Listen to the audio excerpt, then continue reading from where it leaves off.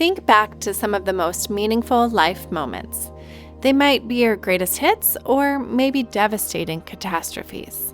Regardless, I bet the one thing they all have in common is that a relationship to another human being was at the heart of that experience. The truth is that nothing in life matters more to us than our close relationships. Yet keeping those relationships healthy is rarely easy. But what if I told you there's an entire field of research devoted to understanding how and why we connect the way we do, as well as pinpointing the best ways to heal and foster lasting relationships? Figuring all that out would be like getting the cheat codes to life, right? So that's why I invited a very special guest on today's show. Meet therapist, mama, and author Eli Harwood, or as she's known on the internet, Attachment Nerd. With a career spanning 17 years, Eli has devoted her efforts to the art and science of connecting, healing, and hoping. Her recent book, Securely Attached, is designed to help individuals forge lasting, loving relationships. She's here to open up the world of attachment theory and reveal some tips we can start using today to help us be better friends, parents, spouses, and beyond. You're listening to Mental Note Podcast. I'm Ellie Pike. Hi, I'm Eli Harwood. I'm a mama, I'm a therapist, I'm an author, and I am the creator of Attachment Nerd. Thank you so much for being on the show. I'm very excited to pick your brain, especially because attachment is not my realm. I have a lot of questions for you. First of all, I also want to highlight that you're not just an author. You did release a book recently, right? Yep, in November. My first book, Securely Attached, is out in the wild. Out in the wild, and even at Target, I saw one of your... Yeah. Well, I'm so excited. And, before we dive into the basics of attachment styles and all sorts of other questions we're going to ask you, I'm curious, why do you even care about attachment theory research in the first place? Well, one of my favorite quotes from a professor of mine is that all research is me search. So for me, my journey into attachment is growing up in a family with insecure attachment patterns and the impact that those things had on me and my development, and then my process of beginning to recognize, oh, this is how my relational experiences have shaped me and affected me, and the healing work I needed to do to be able to get to a place where I felt secure in myself, in my relationships, and so hence cue the career in therapy. Can you talk a little bit about what that looked like and the impact? It looked like a whole bunch of different elements that added to the healing. So therapy was a big part of the healing process, was beginning to tell my story in a way that helped make sense of my nervous system. Like, why do I feel these ways? Why do I think these things? What's going on in my perception of myself and others? That was a huge piece of the puzzle. And I worked with a particular therapist who introduced me to attachment theory. And as I started to understand the research, it was like all the light bulbs went on. Oh, this is it. This is why it is so hard for me to really feel deeply connected and secure with people and not worry that at some point they're going to leave me. Something's going to go wrong.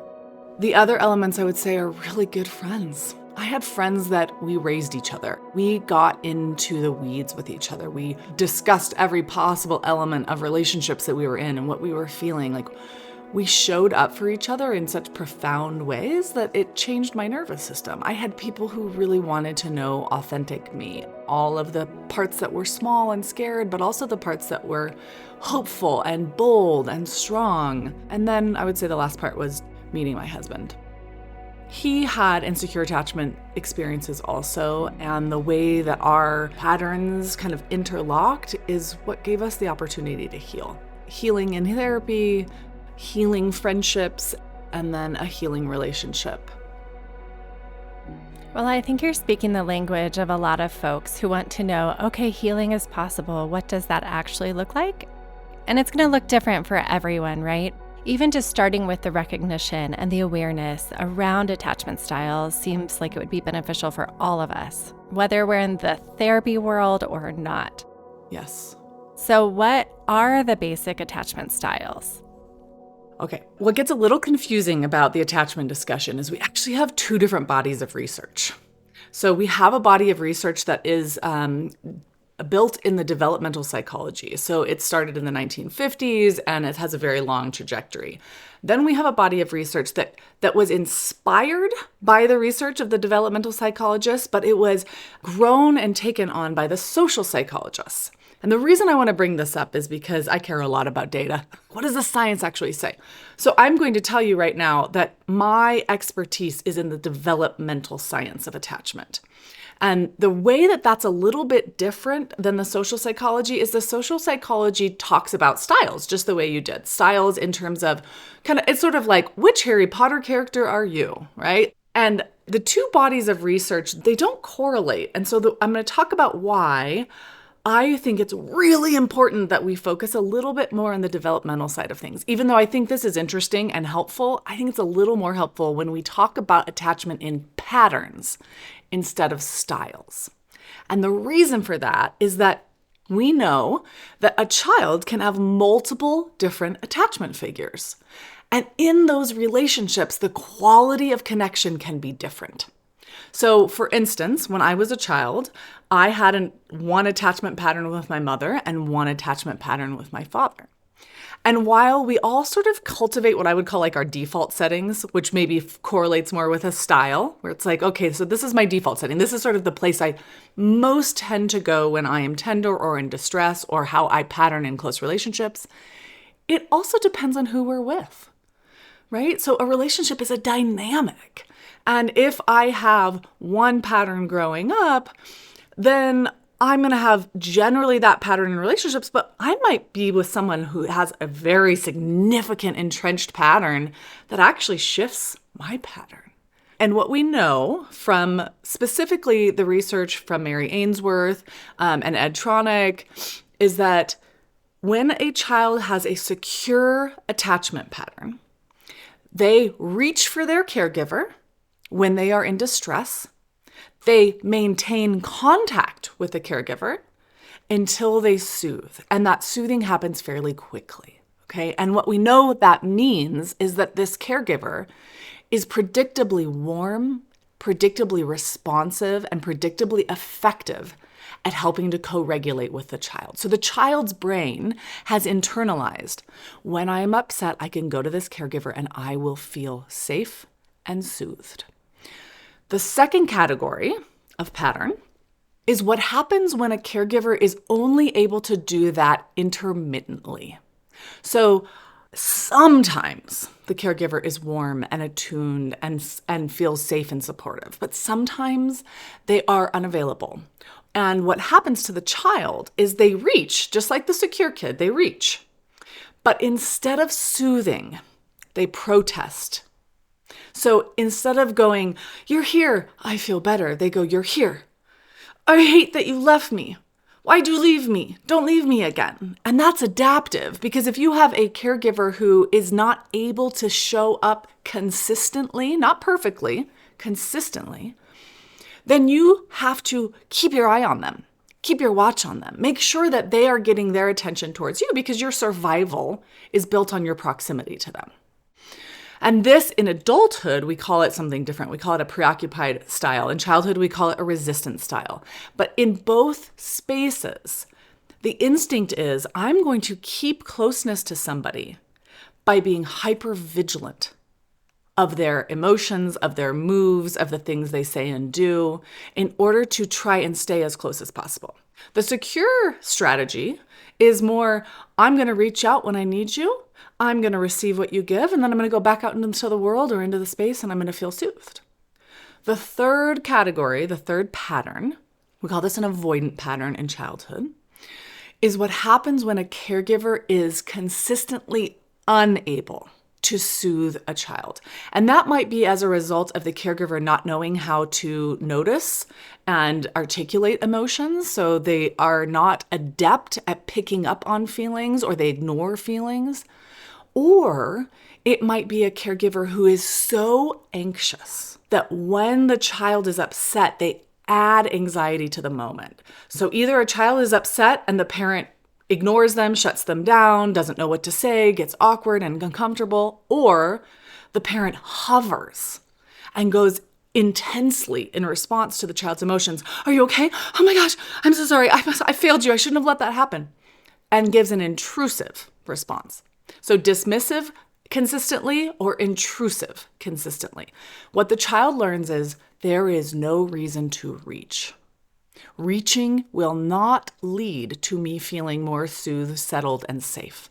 So instead of reaching, I'm going to avoid and distract. So when emotions come into the room, when needs come into the room in my body or in the body of someone else, I'm going to shut down and I'm going to find something else to focus on in order to try and endure the moment without exposing my emotional state to somebody else. And some people will mistake avoidant for thinking, oh, this means this child's avoidant of attachment or this adult is avoidant of attachment. That's not the case. They're avoidant of tender and distressing moments and expressions of them as a way to maintain closeness. So this child's brain has learned the best way for all of us to stay calm and close is to show no feelings outwardly. And then the fourth category or pattern is what happens when a child is unable to cultivate a pattern, actually. We call it disorganized. So these little people are growing up with caregivers that are so unwell that they are frightening. So this caregiver might have an abusive attitude, or they came from a legacy of abuse, and so they scare and frighten and threaten and even hurt their children. Or it might be a caregiver who has such severe mental illness, schizophrenia, schizoaffective disorder, that they are the child is unable to make sense of the parent's thinking and behavior. And so they're frightening. Or they're on a drug that makes them erratic, methamphetamines, heroin, cocaine, something that leads to a freneticness that is frightening. They have to enter a primal survival state when they're in distress. So think blowing up, shutting down, fight, flight, freeze, fawn. They have to act in ways that feel like am I gonna die response. I'm trying not to die. So it's deeply disturbing and disruptive. And this is the hardest attachment pattern to heal because the nervous system finds close relationships triggering. By trying to be close to somebody, I feel like I'm in danger. But we're all wired for attachment. So my nervous system also says the best way to cope with danger is to try to be close to somebody. It's deeply painful and disorienting. Oh, the disorganized pattern does sound heartbreaking. I'm learning a lot as you explain the different patterns, and I have some questions. When you talk about proximity to the caregiver being really important and how patterns change as individuals age, what does proximity look like as someone ages from, say, a toddler to a teenager? Well, attachment evolves. So we, as a caregiver of a very small child, they are going to seek us as a safe haven in a higher volume than they use us as a secure base. So the attachment relationship is designed to be a place where kids can get that regulation and support when they're in distress or tenderness, but it's also designed to help bolster them with confidence to go out and explore the world. When they're babies and infants, it's all safe haven, it's no secure base. As they become toddlers, the secure base begins to activate, right? So now they're going to be using our relationship as a way to feel good and safe in the world so they can go and explore the other side of the room. And then as they grow more, they go to kindergarten. Now they're exploring school outside of our homes, right? And then as they become teenagers, what happens is actually they begin to transfer their attachment in terms of who is primary in their life. So in childhood, the caregiver is the primary attachment figure. In adolescence, it's evening out to being a little more 50-50. Caregivers are still, in that role, especially in high stress moments for teenagers, but their peers are becoming core primary attachment figures as well. And then as our children go on throughout their lives, they build relationships with best friends and with sweethearts, and we sort of shift. It's not that we are no longer an attachment figure, but we shift out of that primary role. We're still a support network of attachment figures, but their spouse is usually the person who becomes the primary in their life. So it is this evolution of I'm offering you, as your attachment figure, a place to be held and supported and understood, and a place where you can grow out of and come back to. But it's like the leash gets a lot longer over time. And so now you're going out beyond the living room and then beyond the schoolyard. And now you're not living in my house anymore, and you're fully beyond me as your primary place of refuge. That just makes a lot of sense to me. And it feels really in line with the natural world, like what I've learned through personal life and what others have learned. The one thing that comes up for me is that it seems like a lot of attachment patterns are really based on that initial relationship with the caregiver and then eventually relationships with others. Does it ever depend on any external factors, like if someone moved around a whole lot in their childhood or had to change schools a lot? Does that impact attachment styles, or is it all still based on the personal relationships that are primary? It depends on what age and stage the child is being moved around a lot. It really is driven by, is there someone, at least one person in my life, who is able to be deeply attuned and connected with me? If I have that, my brain is going to shape around that. But let's say you move around a lot when that attachment transfer is happening in that, early adolescence period. Ooh, that might make it hard for a child to continue to create bonds with their peers and transfer that attachment. However, if the caregiver is still able to be empathetic and supportive and understanding, and that belonging is still existing in that core relationship, that is certainly going to reduce the amount of trauma that comes from moving around a lot.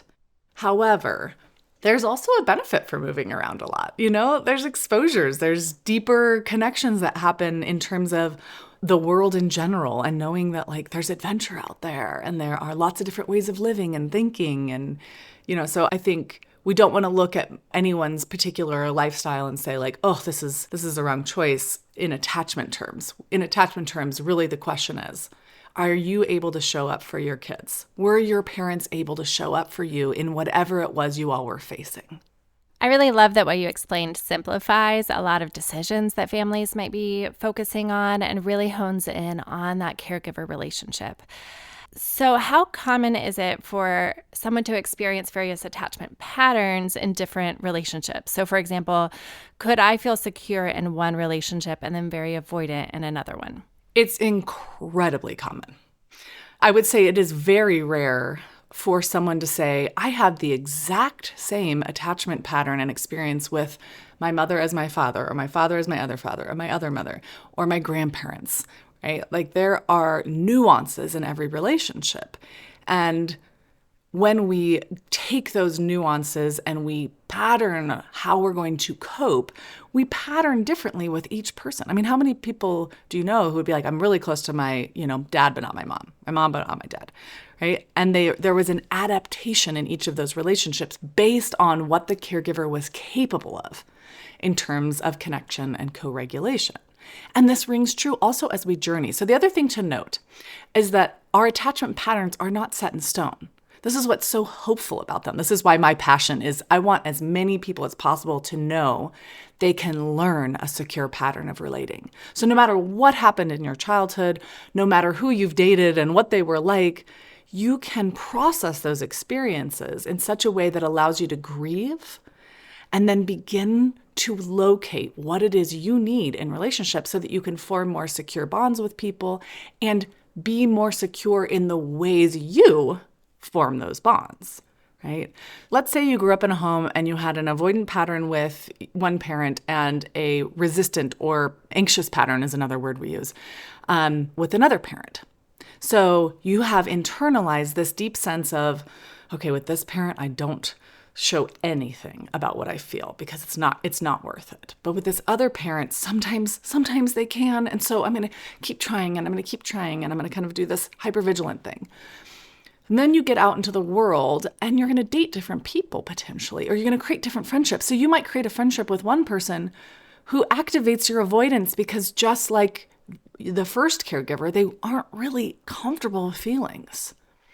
And then you have another friend who sometimes shows up for you in ways that makes you feel like you can lean on them, but then occasionally gets weird in front of other friends and doesn't want other people to know they're like that or something. And then you journey a little further and you fall in love with someone who really is capable of responding to you. And slowly, little by little by little, you let more of who you are out and you let your guard down a little bit and you stop managing so much whether or not they're there and they still love you, and you soothe, you move into a different space. Well, now you have some secure skills. And those secure skills might help you choose friends more wisely, right? Recognize, oh, this person's really avoidant and that doesn't work great for me in close friendships. We'll be kind, we can be pals, we can go to concerts together, whatnot. But yeah, probably not someone I'm gonna bond with or try to bond with. I know you already talked a little bit about your own healing journey as far as healing your own attachment scars. And I don't want to oversimplify the process, but I do think it's really helpful for someone to better understand what the first steps would be for them to seek healing for themselves. Is it to, for example, like leave it behind, let's just focus on attachment right now?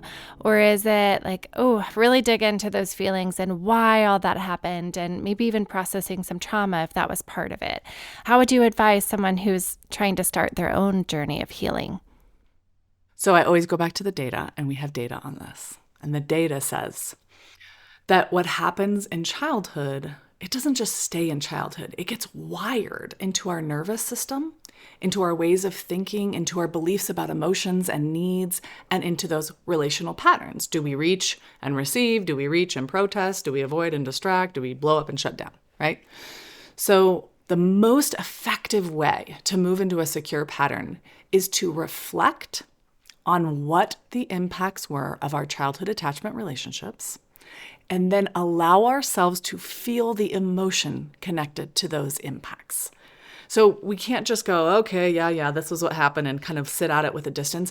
We have to allow ourselves to feel the tenderness around having an avoidant experience or a resistant experience, the sorrow and potentially the pain that came with having insecure patterns. There's so many nuances along the journey, but the key piece is reflecting, grieving, and allowing other people to hold that story with you. Because when we have compassionate and caring witnesses around our attachment stories, our stories transform. They're no longer stories of shame or of despair. They become stories that actually connect us to other people in the moment. I think that this is not only beautiful because it makes a lot of sense to me about how healing comes and how others get like drawn into the process. But why I think this is so beautiful is the fact that there's actually data behind it to say this is really helpful. It's not just anecdotal. We know that this is really how folks can heal. So I'm taking the words reflect, grieve, and then allow others in. And the fact that you've created this great toolkit to help guide people, we'll certainly link to that in our show notes as well.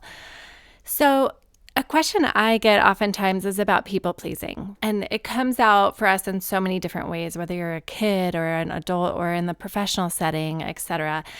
And I'm wondering what role people pleasing plays in relationships and then subsequently attachment theory research. Well, recently in the trauma community, it's become more highly accepted that fawning is a trauma response. And I would say fawning and people-pleasing are the same thing. So fawning is I am going to cultivate a dynamic where I am positive towards you, towards your thoughts, your needs, your feelings. And I am doing this as a way to protect myself from what might happen if I don't. So true people-pleasing and fawning develops in relationship to caregivers that are pretty severely psychologically wounded. So they're narcissistic, they maybe have a different personality disorder in some way, shape, or form, that they require adoration or constant care from their children in order to feel regulated. So the child becomes the regulator of the parent instead of the parent being the regulator of the child. And then that pattern of coping gets taken out into other relationships. So the child never gets to develop an authentic sense of relating or self because it's too terrifying to have a need or to feel annoyed or to disagree. And so instead of relating, which, my kids get annoyed with me. I get annoyed with them. It's part of life. But that doesn't feel safe if a caregiver is unable to tolerate dysregulation in other people. And so the child learns to swallow their dysregulation and cope with their dysregulation by keeping other people regulated. And it seems like that's a survival adaptive mechanism, right? Where it's not someone saying, I'm going to people please this person into being able to stay calm. But I'm picturing this parent who acts unpredictably to emotions and can't handle the child's emotions themselves. So then the child starts to people please so that they don't dysregulate their parent. Is that how you're saying it plays out kind of in this cycle, essentially? Yes. Well, and the child is internalizing the parent's message, which the parent's message is, your needs are a burden, or they are selfish, or they are too much in some way that, it's something's wrong with you. So the child's learning, my needs are a problem. Your needs are the focus. And they enter into other relationships with that same pattern. And the hard part is that people pleasing is incredibly adaptive in relationships with folks that are relationally unwell. And so if you grow up with a people-pleasing pattern with your caregiver, that was adaptive and wise. It was the only way to get through that childhood without being psychologically annihilated, right? But now you're vulnerable to continuing to end up in close relationships with other people who cannot meet your needs. And what I often see is then now your needs have to come out sideways, okay, I can't actually have a need, but so I'm going to fixate on having a perfect body.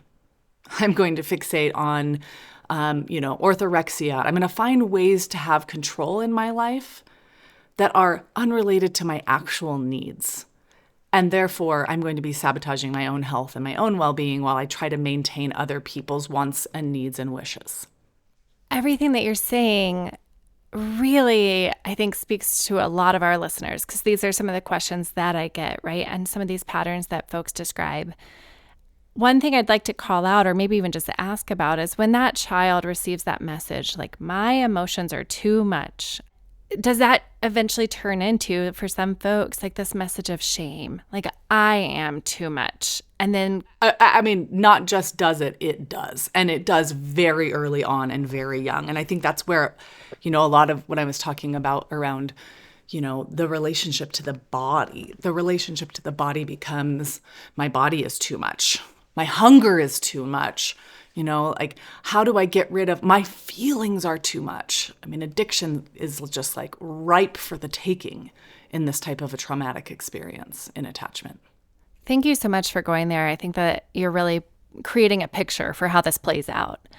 So let's say someone's trying to develop secure attachment romantically with a partner or with their parent, even as they are both adults, or with their friend group, whether they're teenagers or adults.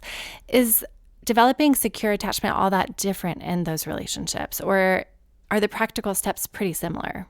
Well, I would say they are similar in terms of, your first step towards cultivating a secure attachment relationship is cultivating a secure attachment narrative in yourself. But I would say where they're different is in order to mutually cultivate that dynamic, both parties have to be equally invested in the process. And I would say most folks in partnerships are going to find it a little bit easier for that investment because there's a sense of, well, what else are we doing here if we're not trying to be close and together? We've chosen each other for this purpose. But when you're trying to cultivate that with a parent in adulthood, that's a little trickier because often parents are pretty terrified that if they do the work with you, that they're going to have to face their own shame as a parent. Because here's the truth about parents. 99% of parents do the very best they can with what they have. And their intention is to give you everything you need and want in life. And the question is, do they have screwed up ideas about how to do that or not? But when it comes to trying to heal that parent dynamic, a lot of times parents are resistant because in order to do that, they have to acknowledge that they didn't give you the very thing they wished they had. And so it really depends on, that parent's capacity for growth and change and self-reflection. I think a lot of people mistakenly think in order to heal my attachment traumas, I have to heal my attachment with my caregivers, and that's not true.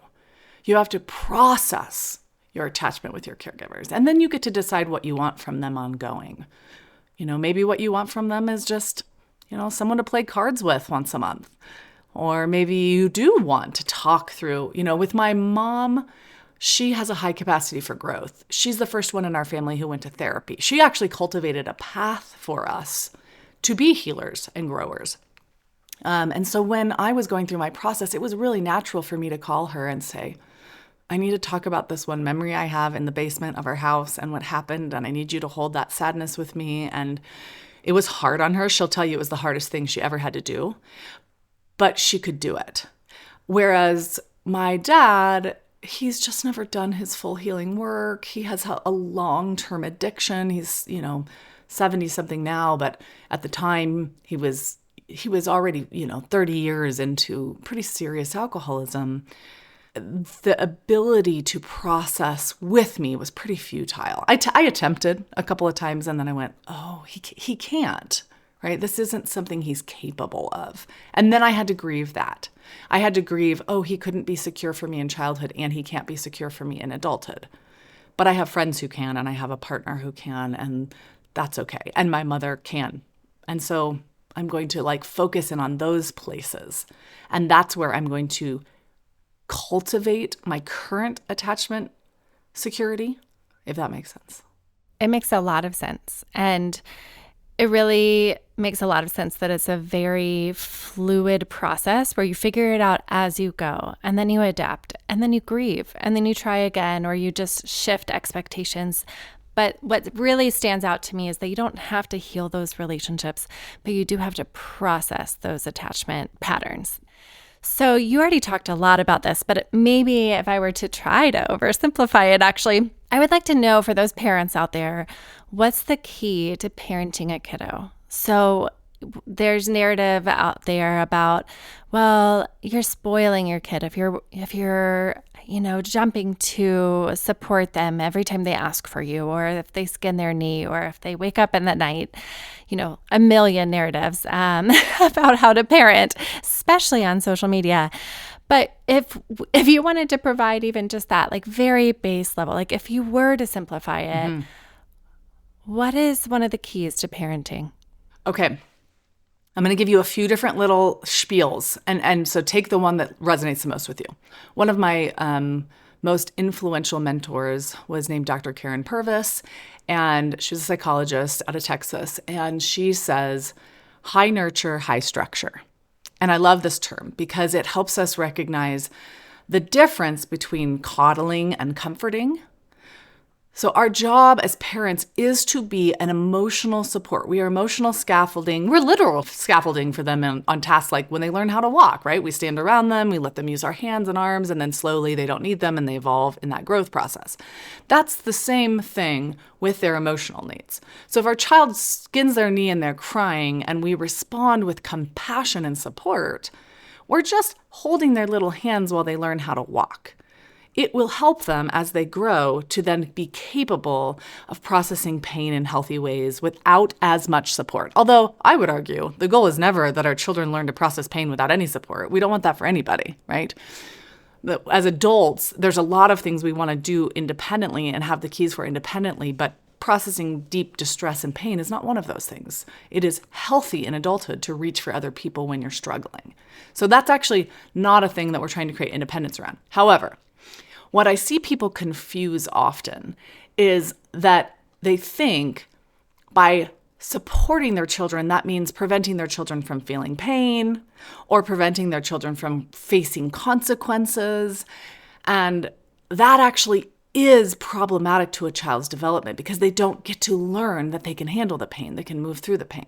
The goal is to teach them, I am here for you in your pain.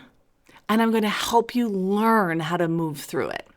Brené Brown has a quote in her parenting manifesto where she says, "When fear and scarcity visit, I will want to take away your pain. Instead, I will sit with you and teach you how to feel it." So the goal is not eliminating or rescuing or preventing pain. The goal is offering presence when our children are experiencing tenderness, distress, pain of any kind, because it helps their brain feel safe. And when their brains feel safe, their brain will allocate resources to the prefrontal cortex instead of the amygdala, which will give them an advantage as they develop because they will have a less reactionary nervous system, which will allow them to actually process pain with less meta pain. So if I have pain, but I feel shame about having pain, now I have to process the pain and the shame about the pain. That's a meta emotion. Or if I have pain, but I think I might be mocked or ignored or left alone with my pain, well, now I have panic when I have pain. So now I'm not just processing pain, I'm processing panic and pain. So our goal is to be a soothing, supportive space, not a rescuing space and not a dismissive space, so that our children's nervous systems and relational systems can develop in such a way that they develop resilience as they go forward in their lives.